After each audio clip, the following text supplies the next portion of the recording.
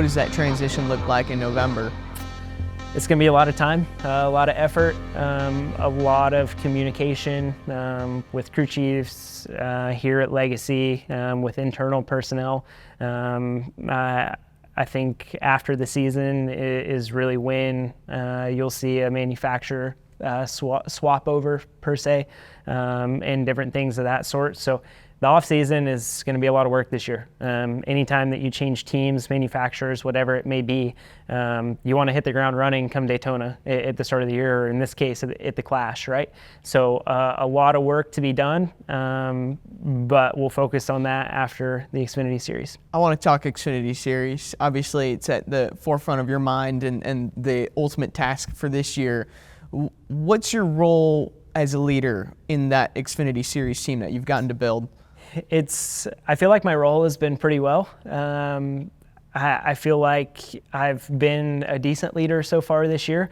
I feel like from how many years I've been in the NASCAR world and the experience that I've had, it's not like I'm necessarily a rookie coming in. Every once in a while you seem to make a rookie mistake or whatever it may be, but with the team guys, with my crew chief Ben Bayshore, everyone at Joe Gibbs Racing, it's been an absolute pleasure to be able to work with them this year. And last off season was a lot of work, I can tell you that, from trying to get to know all the guys on the team. Some of them I had worked with before when we raced one-offs at JGR in 2021 and 2022.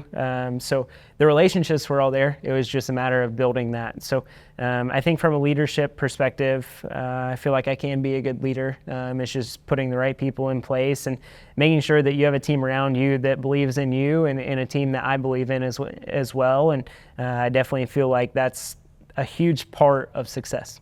You said you're a decent leader. Why do you say that?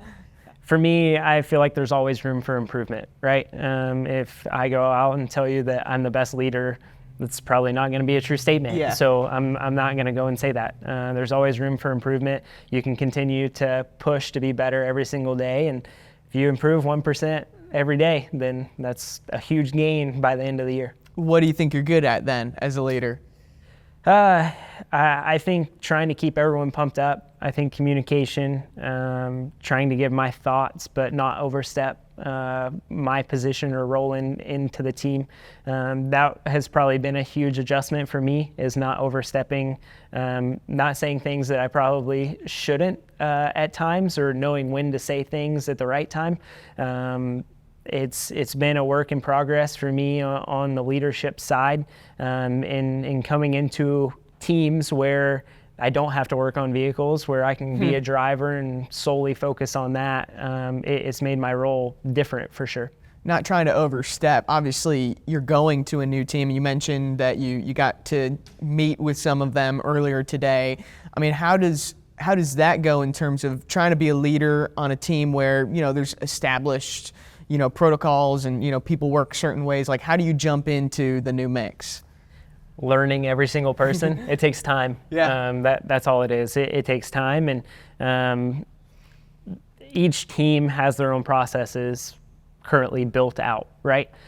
So you go with those processes, you go with the way that they have been doing things and are doing things, and you learn it. And then if there's ways to improve, then from my past or my experience, I'll speak up. But I'm not going to be the smartest guy in the room. I'm not going to be the guy that can tell you a fix-all answer for every single position that you may be in. But I know that I can work hard, and I know that I'm determined to make this a success. And from a leadership standpoint, it's being able to communicate with your team guys and everyone in place to figure out how to continue to get better as a team. From my standpoint, if somebody can tell me how to be a better race car driver, then I'm going to take that advice and try it. And if it doesn't work, it doesn't work. If it works, great. I learned something. If you just get content and you don't continue to work or don't continue to try and learn, you aren't going to go anywhere. That's the race car driver mentality I love. Is it like, can you ever be content as a race car driver? No, never. No, you can't. Never. I mean, you can be content in victory lane when you're winning, but as soon as that celebration is over, it's on to the next week and focusing on what's ahead. Yeah, absolutely it is.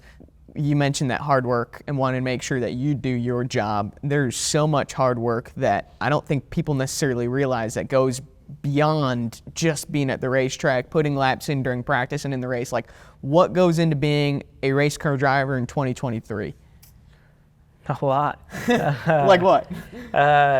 A lot of simulation, a lot of watching video, a lot of studying notes, a lot of taking notes. We have SMT data now, so GPS data that we can base laps off of, rewatching races, just trying to study pretty much for the upcoming races.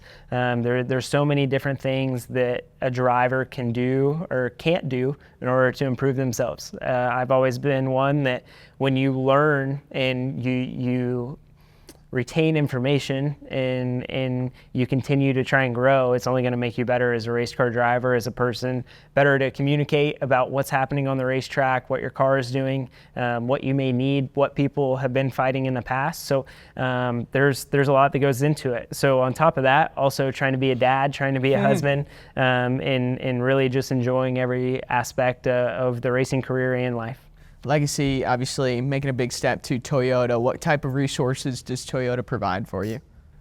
Anything that we need. Really? It's good. No, they've been a huge part of my career over the last 3-4 years, and they have a lot of great resources that we have access to as drivers, and being able to utilize those resources is up to us. So for us to have access to those and to be put in a position to where you can succeed with those is something super interesting but exciting for a driver. And some guys use them, some guys don't, but all in all, to me, every resource is a valuable resource. You're jumping onto a team with some pretty impressive leaders behind the helm of the ship. What have your conversations been with, obviously, Jimmy and Richard and Maury? Some impressive leaders for sure. Being able to talk to Jimmy and Richard and Maury. I actually drove for Maury in 2019 in the Xfinity Series, so kind of coming back to the shop up here in Statesville and being underneath his management, and then growing up at the racetrack, seeing Jimmy as one of the stars as a kid, and now being able to drive for him is pretty special. And then to have Richard in the camp, you have 2 7-time champions. I don't even know how many race wins are there, but it's a lot. I can tell you that between Jimmy and Richard, or the King. So being able to just have them a part of Legacy, and now myself being a part of Legacy, we have some very strong and powerful leaders, in my opinion, and some very valuable resources for sure. I know you're not with Legacy yet until you won't join the team until next year, obviously. But I mean, from what you've seen, at least in conversations and joining Legacy, what have you seen out of Jimmy Johnson in terms of him being a leader? Jimmy has been one of the greatest guys in this sport. He's a GOAT for sure. From a leadership standpoint, him and Chad Knaus had a great relationship.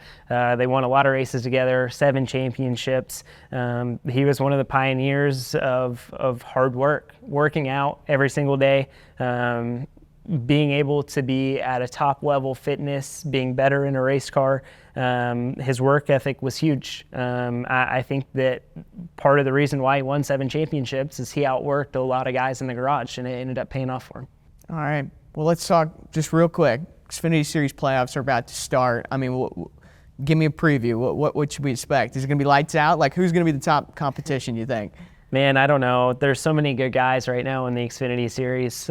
Austin Hill has been the guy that has been up there all year with us, battling every single week. So I think he's a force to be reckoned with.